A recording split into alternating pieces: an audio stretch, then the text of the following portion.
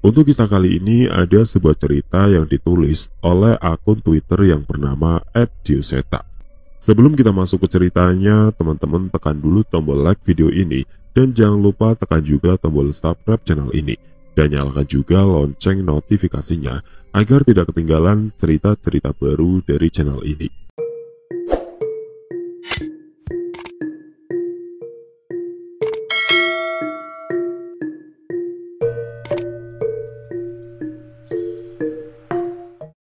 Keris Benggolo Ireng. Sumpah itu harus dipenuhi, bahkan bila ratusan nyawa yang menjadi bayarannya.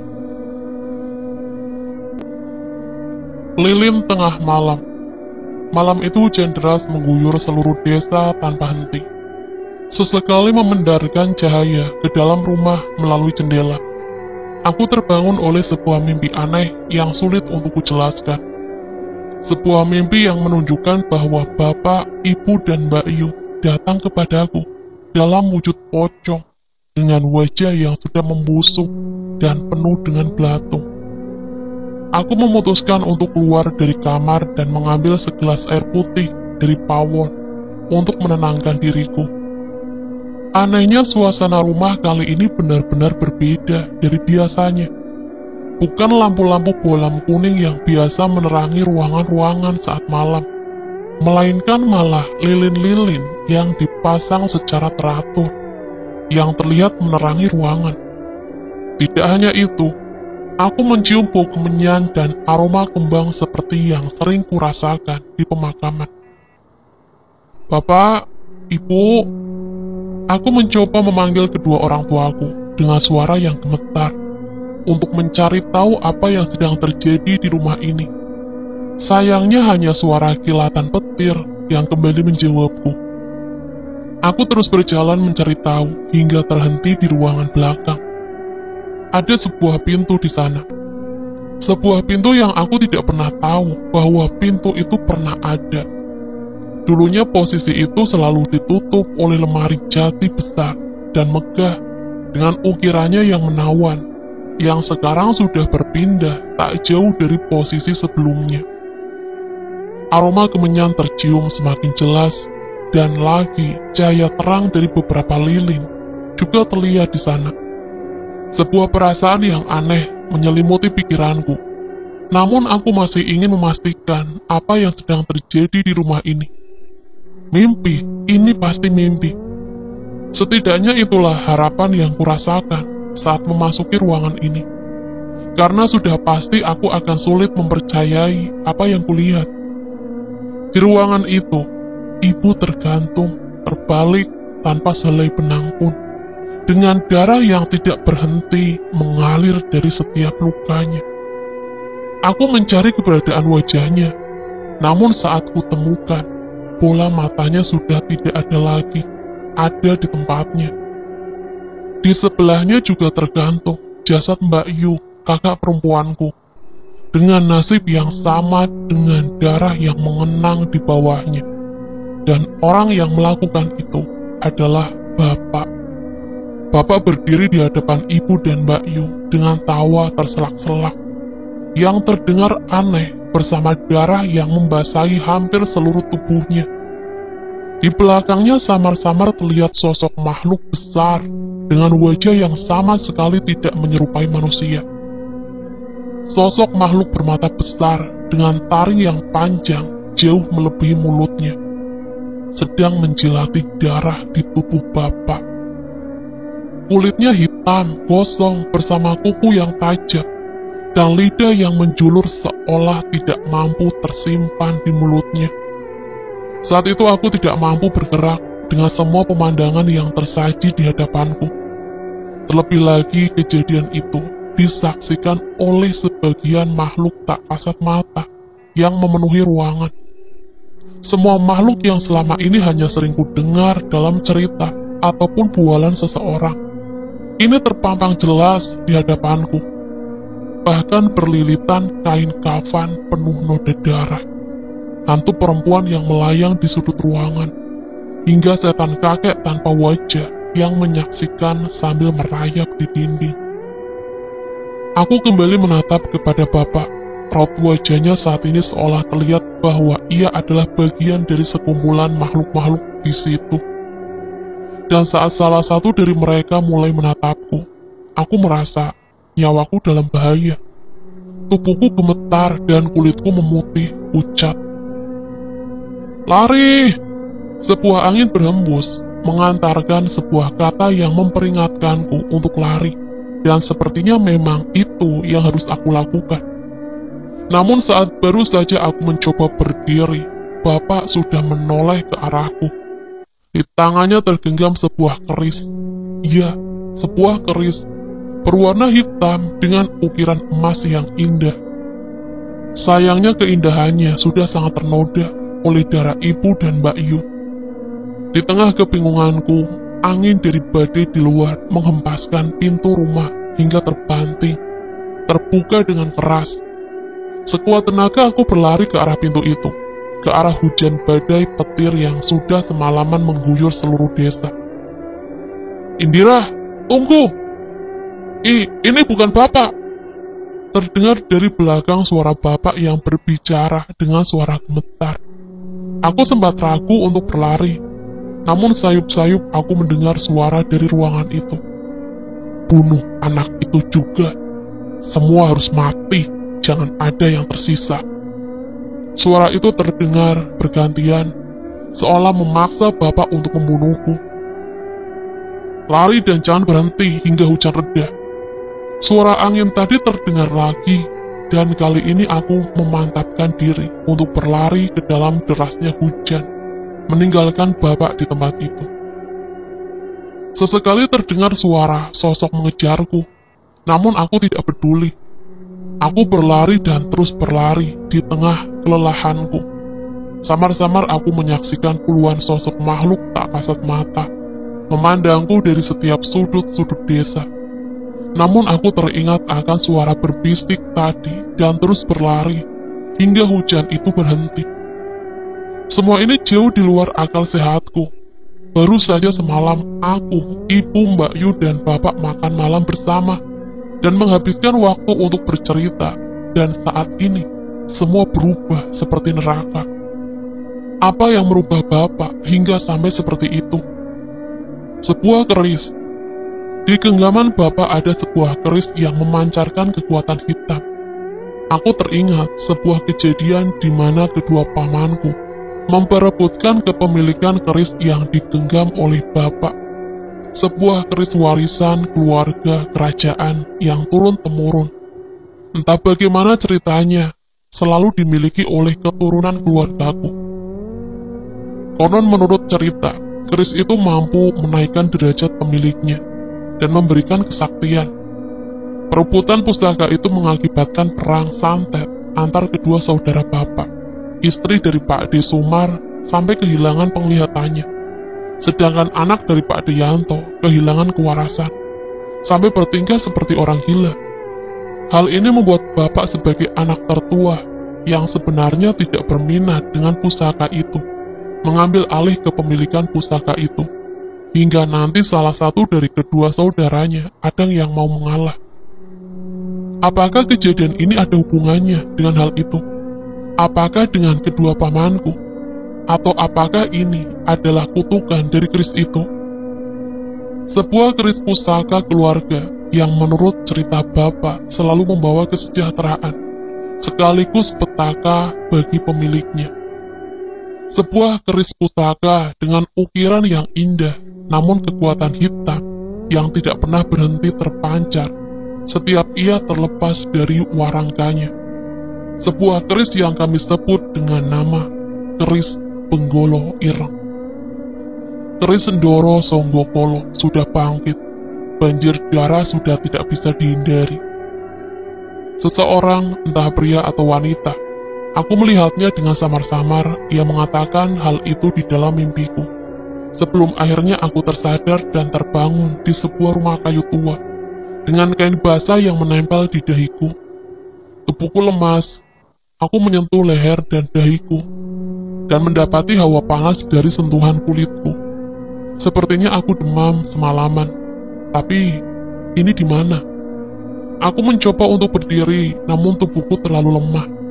Pandanganku kembali berputar ketika aku mengangkat kepalaku, sebelum akhirnya kembali terbaring di kasur kapuk lusuh satu-satunya di rumah ini.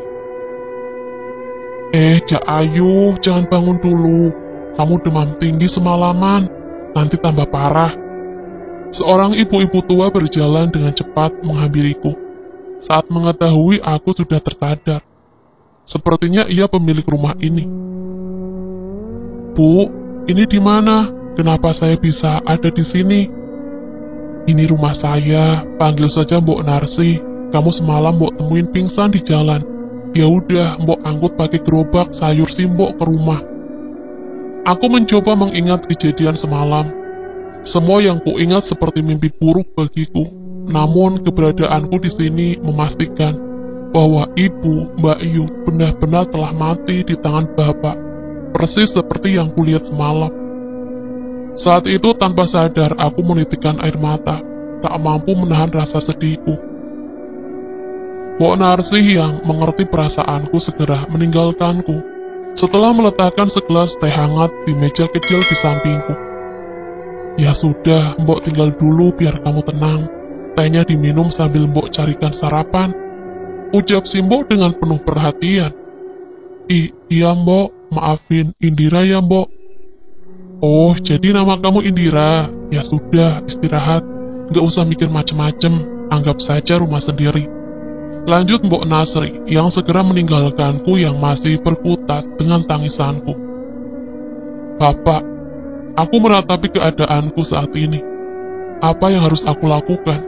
Satu-satunya anggota keluargaku yang masih hidup adalah Bapak. Tapi dialah yang membunuh Ibu dan Mbak Yu. Pak Ade Sumar, Pak Ade Yanto. Entah apakah mereka masih waras, atau malah merekalah sumber masalah kejadian semalam. Entahlah, sepertinya tubuhku masih terlalu lemah, dan kehilangan kesadaran dengan demam dan rasa sakit di kepala yang terus menggangguku. Di perbatasan kesadaranku, samar-samar aku mendengar suara rentah, menyanyi dengan melantunkan kata-kata yang terdengar jelas olehku. Aku terbangun lagi dan melihat seorang nenek-nenek mencoba menghampiriku dari depan pintu sambil setengah menari, kegirangan, dengan tubuh rapuhnya dan memamerkan giginya yang hitam dan rambut putihnya yang acak-acakan. 1000 jiwa tidak cukup untuk memuaskan yang mulia.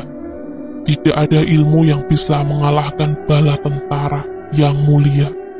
Nyanyian itu terdengar asal-asalan, namun keberadaan nenek yang menari mendekat ke arahku membuatku histeris dan berteriak sekuat tenaga hingga terdengar suara pintu terbanting, dan sosok nenek itu menghilang dari pandanganku.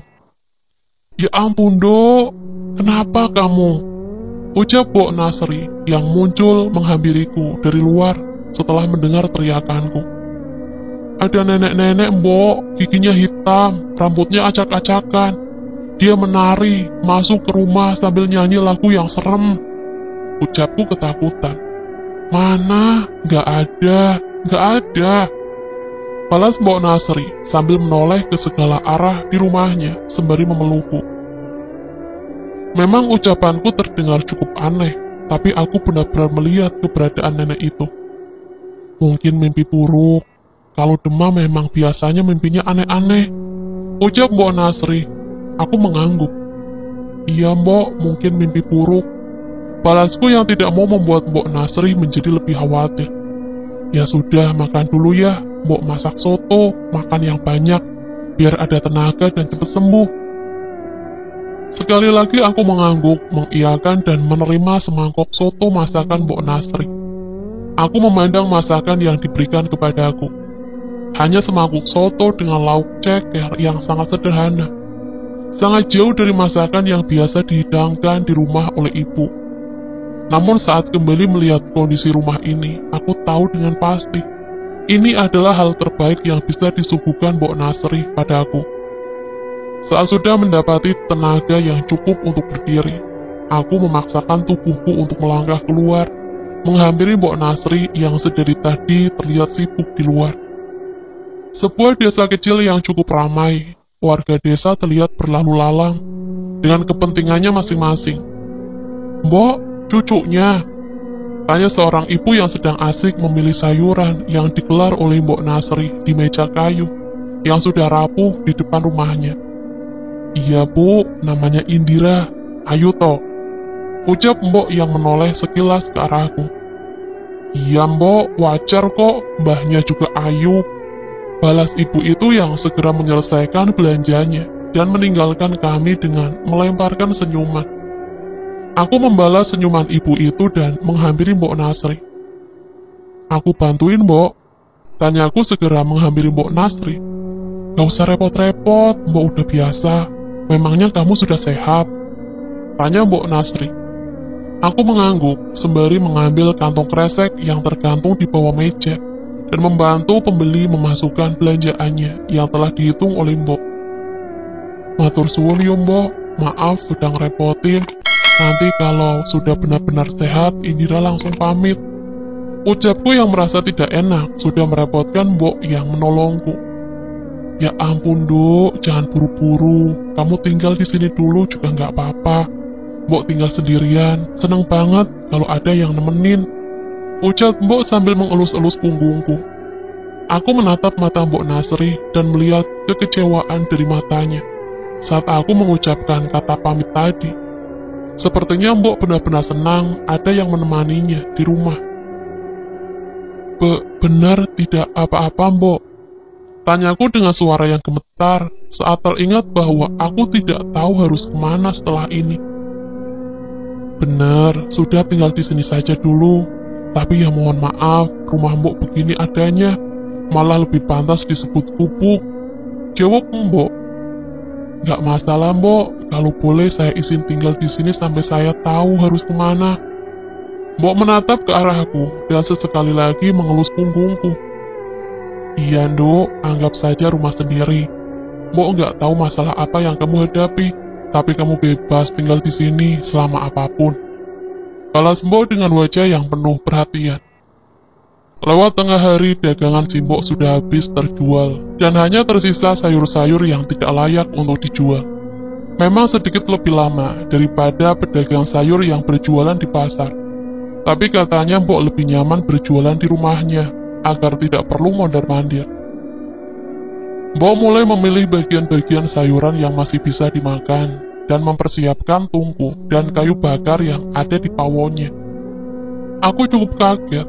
Saat ini masih ada yang menggunakan kayu bakar untuk memasak. Padahal kompor gas dan kompor minyak sudah dijual murah di pasar. "Sudah Nduk, biar Mbok aja yang masak. Kamu istirahat dulu saja, atau jalan-jalan keliling desa. Siapa tahu bisa menjernihkan pikiranmu," ucap Mbok. Benar juga, mungkin aku bisa menjernihkan pikiranku sambil mencari tahu di mana aku saat ini. "Yowis Mbok, aku pamit dulu ya.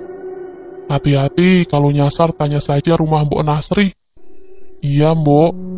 Aku berpamitan dan segera berjalan meninggalkan rumah yang sepertinya terlihat paling tua di antara rumah-rumah lain di desa ini. Sebuah desa dengan bangunan yang berjejer cukup padat, namun beberapa warga masih memiliki lahan untuk kebun sayuran dan memelihara ayam dan kambing. Walaupun di tengah hari, desa ini masih terasa cukup nyaman dan tidak terlalu panas. Namun karena masih banyaknya tumbuhan besar di setiap bagian desa ini, dan lagi ada sebuah hutan di belakang desa, yang membuat pemandangan desa ini terlihat sangat sejuk. Desa Wadirejo tertulis di sebuah gapura pintu masuk desa sebagai penanda nama desa tempatku berada saat ini. Aku berjalan cukup jauh, hingga menemukan beberapa desa di sekitar desa Wadirejo, yang ternyata tidak terlalu jauh dengan desa lainnya. "Mbak, bukan orang desa sini ya?" Tiba-tiba terdengar suara seorang anak laki-laki bersarung yang sedang menuntun sepedanya, yang penuh dengan rumpun pakan ternak. Bukan, saya cucunya Mbok Nasri," ucapku. "Oh, Mbok Nasri, aku kok baru tahu kalau Mbok Nasri punya cucu ayu yo." Aku hanya membalas dengan senyum. Lagi pula aku harus membalas apa ucapan iseng dari seorang anak desa yang kebetulan lewat. "Ya wis mbak, kalau mau butuh apa-apa mampir ke rumah saya saja di Gang 7 yang ada kambingnya. Pasti saya bantu." Ucap bocah itu yang ternyata ramah, tidak seperti prasangkaku barusan. "Oh iya, kalau sudah malam jangan main ke hutan ya. Katanya kalau malam di sana ada nenek-nenek yang mukanya serem." Ucapnya yang segera pergi meninggalkanku tanpa menjelaskan maksudnya. Nenek. Saat itu juga aku teringat sosok nenek yang menari memasuki rumah Mbok pagi tadi. Seketika perasaanku menjadi tidak enak. Angin dingin bertiup menghembus ke leherku. Saat itu juga aku memutuskan untuk kembali ke rumah. "Mbok, aku pulang," ucapku sembari masuk ke dalam rumah yang sudah dipenuhi aroma masakan yang menggoda. "Wah, sop ceker ya Mbok," ucapku yang mencoba menebak aroma hidangan yang disiapkan si Mbok. "Iya, ini sebentar lagi matang. Sana mandi dulu, Mbok udah nyiapin air panas," sambut Mbok yang masih terlihat sibuk di pawon. "Ya Mbok, matur suwun," balasku yang memang sudah merasa gerah setelah beberapa kali melewatkan waktu mandi karena sakitku tadi. Di kasur aku sudah melihat sebuah kain jarik dan handuk yang sudah disiapkan oleh Simbo. Dari benda ini aku bisa menyimpulkan bahwa kamar mandi Simbo merupakan bangunan semi permanen dengan beberapa bagian yang terbuka. Jadi aku harus mandi sambil tetap menggunakan jarik itu. Itu seperti saat aku mampir ke rumah Mbah saat aku kecil. Aku segera mengenakan jarik dan memasuki kamar mandi Mbah di belakang rumah yang hanya terbuat dari papan dengan lantai semen yang sudah berlumut. Di sisi temboknya ada keran dan sebuah kendi tanah liat untuk menampung air. Di atasnya menggantung lampu bolam kuning yang menyala redup.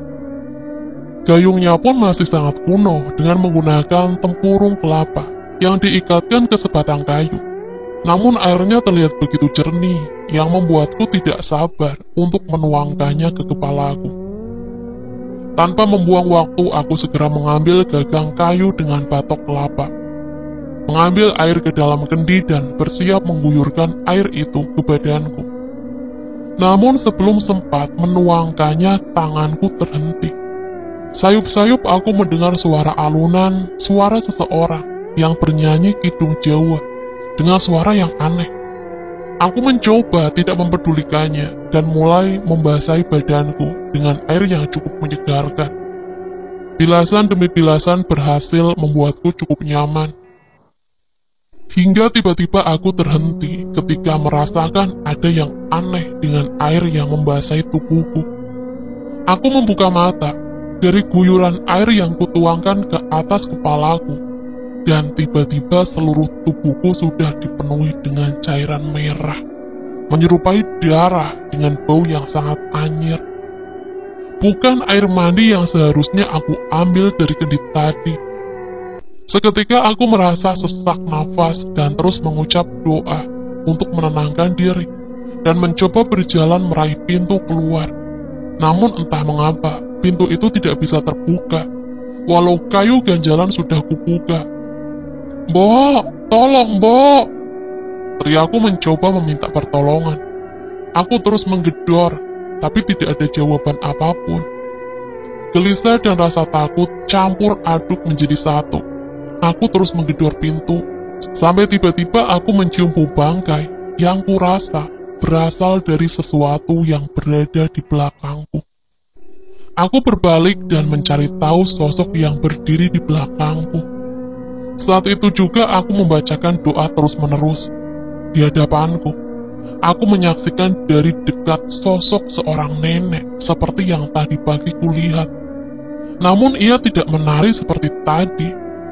Nenek dengan baju Jawa yang penuh dengan bekas noda darah, yang dengan rambut acak-acakan dan gigi yang menghitam. Dari dekat terlihat dengan jelas kulit wajahnya penuh dengan luka kering dan mata yang putih tanpa bola mata. Nenek itu tidak berkata sepatah kata pun selain suara erangan, mengerikan, dan mulutnya yang perlahan membentuk senyuman yang mengerikan. Oke teman-teman, sekian untuk cerita kali ini. Bagaimana menurut kalian tentang kisah ini? Tulis komentar kalian di kolom komentar. Dan bagi teman-teman yang baru bergabung, jangan lupa untuk like, komen, share, serta subscribe channel ini. Dan nantikan kisah-kisah horor lainnya. Wassalamualaikum warahmatullahi wabarakatuh.